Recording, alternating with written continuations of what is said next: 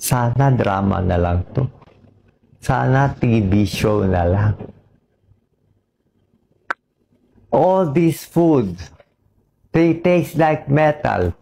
This watermelon for you tastes ordinary, but for me,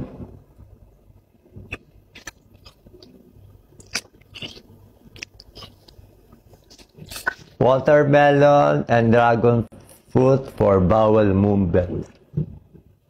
That is the correct process of healing. You should defecate, pass your bowels, and urinate every day. Get all the toxins out.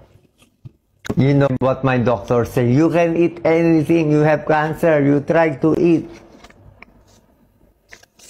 Even if no taste, I try and try to eat. If I don't eat, I will die. These are my medicines. I will take it in front of you. My relatives do not want me to make this video, but I said, I owe it to the Filipino people to be honest to them. I owe it. Mahal na mahal na mahal na mahal na mahal na mahal na mahal na mahal ko kayo po lahat. Bawat takbo ko para po sa inyo, hindi para sa akin. Unang campaign ko, wala akong gastos kahit na pangalawa, wala akong gastos, wala akong niloko, wala akong inaway. Anong ginawa niyo? Binash na ako ng binash. Sumaba sobrang loob ko. Filipinos, love and cherish each other. Pray to the Blessed Virgin Mary. Pray to Padre Pio. Pray to the Lord Jesus Christ. Hindi po ako nagloloko. Hindi to bola-bola. Life and death to. Baka bukas patay na ako. If I live, I will live for you. I will live for every Juan de la Cruz. We need good people to run. Good people to run as senator, president, congressman, lahat. We should love the earth. No to mining. We should tax the correct people. Stop the corruption. Look, the Philippines is so rich.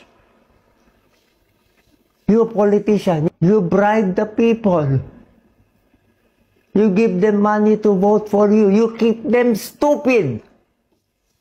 You want them stupid. Take this. I was crying because they had the best health care. Our Filipinos have no health care. This is the new Doc Willie. Sorry for those watching. I have to do this. This is my mission. Live or die, I will be true to myself. The only reason to live is I love my daughter, Catherine. I want to live. I love Yen Yen. I love Jelly. I love Lisa. I love Ryan. I love Mark. I love all the nurses here. I also love all the politicians here. You are my friends. Di ba kaibigan tayo? Pero everything I do for you.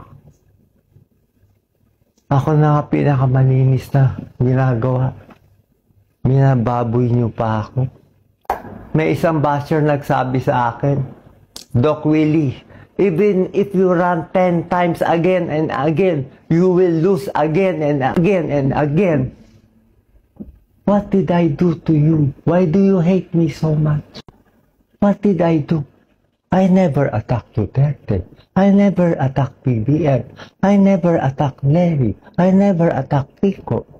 I am nice to them. I interview them. Marami ako napapaniginitan kasi. I saw my mom who is died. My mom died. Nandun siya. Tinukuhan na niya ako eh. All my 60 years old, I serve Filipino people. Lahat ng charity, all my charity work in Salamat Doc, in Makabayan Doctor, in doing charity work in Pasay Filipino Chinese for 25 years, We always give it to the Filipinos. Anyway, I will decide if I put out this video or not. Pero this is how I feel.